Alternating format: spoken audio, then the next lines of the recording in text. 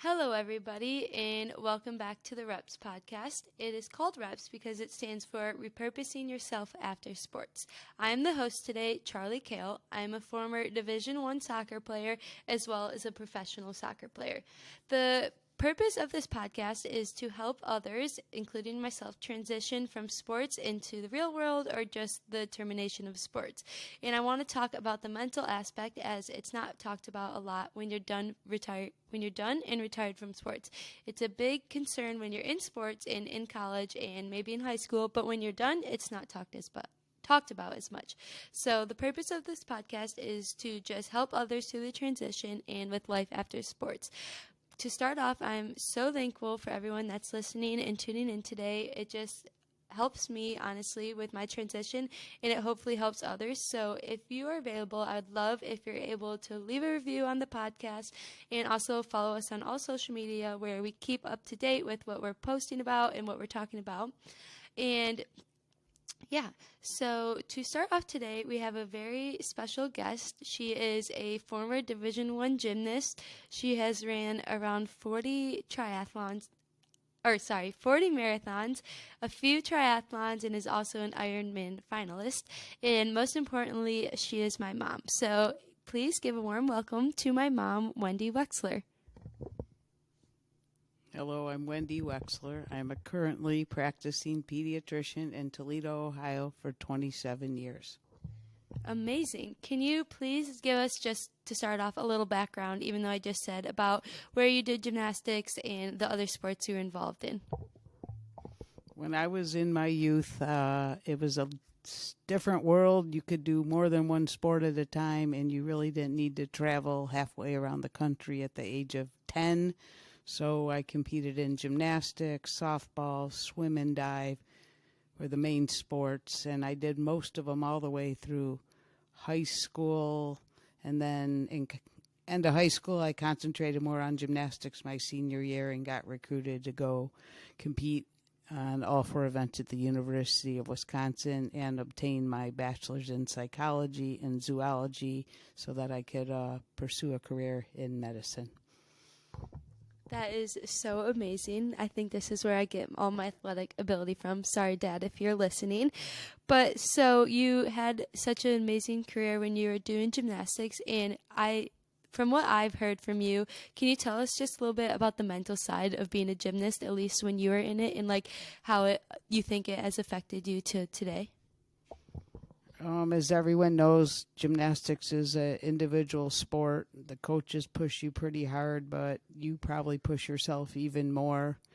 It's a lot of your own body and your own strength and your own mental state, which when I was young, we didn't really talk about the mental state so much.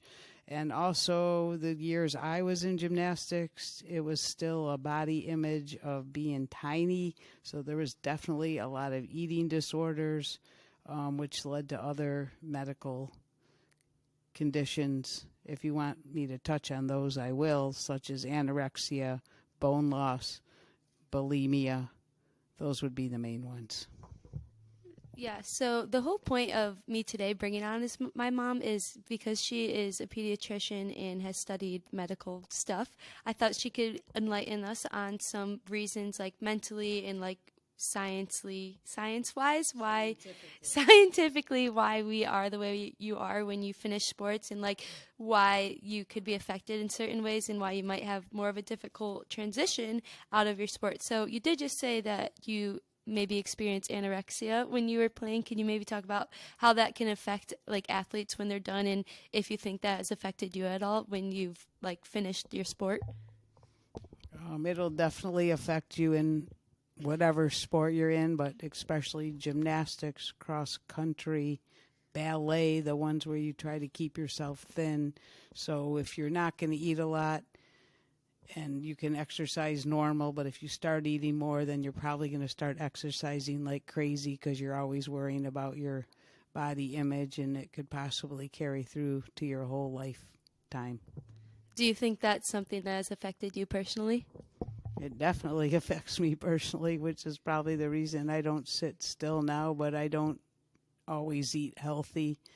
But I definitely try to maintain health and a healthy diet about 90% of the time. So you think that when I'm sure this affects other athletes, they're like always worried about what they're eating and what their body looks like, especially I know you used to get weighed in every day, which is so crazy to think about. And now like I'm sure still like deep down in the back of your mind, you're always thinking like, "Oh, I need to look this certain way and eat this amount because, that's just what you kind of like were brought up learning." You think that I'm stating that right? I would say that is what I thought for a long time, but the older I get, I realize it's less important. But being in the field of medicine, I feel like you should still keep yourself in shape. If I'm going to promote a healthy lifestyle to the children, I should probably lead a healthy lifestyle. I think that's amazing that you're able to take it and like teach the youth about this and like also in your office like show younger kids like how you can have an active lifestyle and what it is to live a healthy life because I think that's something that a lot of people struggle with. So when you were done, do you think you struggled mentally with anything such as like I don't know, anything that you think you would have struggled with? I would say I struggled with the same things you've already touched on with everybody else that you've interviewed. The camaraderie of your teammates, the structure, and the going to the gym every day. But the transition may have been easier for me because when I was done with college sports, I started medical school. So anyone who's gone to medical school or grad school probably understands you're in class 2-3 hours, and then you're spending 4 to 6 hours studying. So the transition was easier for me because I was pretty busy studying. When I wasn't studying, that's when I started running quite a bit.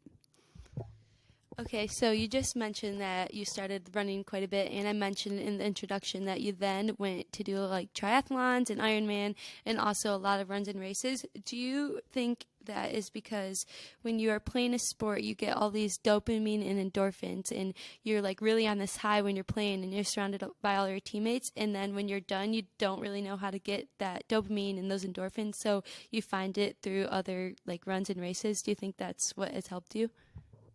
That is definitely why I kept exercising, and plus the people who got me into all the racing and running started right in my last year of college, which was other fellow gymnasts, and most of us always tended to lead a healthy lifestyle, racing and running. And in fact, just last week I was out skiing in Lake Placid with a girl I grew up with who competed in both local gymnastics and college gymnastics. So still 40 years later, we're basically getting together to either go ski in the winter or go bike ride in the summer. So we have lessened our intensity and maybe our duration, but we still surround ourselves by exercise and going outside because we're so used to that 40 plus years into our life. Can you touch base on like scientifically why that occurs and why a lot of athletes get depressed when they're done playing? Is it because of these endorphins and stuff? Yes, when you're exercising, it will decrease your cortisol level. So if you're not, so your cortisol level will be decreased and you'll be less stressed out. So the exercise brings down your stress, brings down your cortisol. Because if you're in a state of too high of cortisol all the time, you're going to feel jittery, you're going to tire yourself out, you're going to be worrying, you're just going to be exhausted. That's one hormone. Then you have the neurotransmitters of the serotonin and the dopamine and norepinephrine. And when you exercise, these are released. Now they can be released by other hobbies, but most athletes tend to turn to exercise. If not, they will probably turn to video games or gambling, which will also release similar neurotransmitters.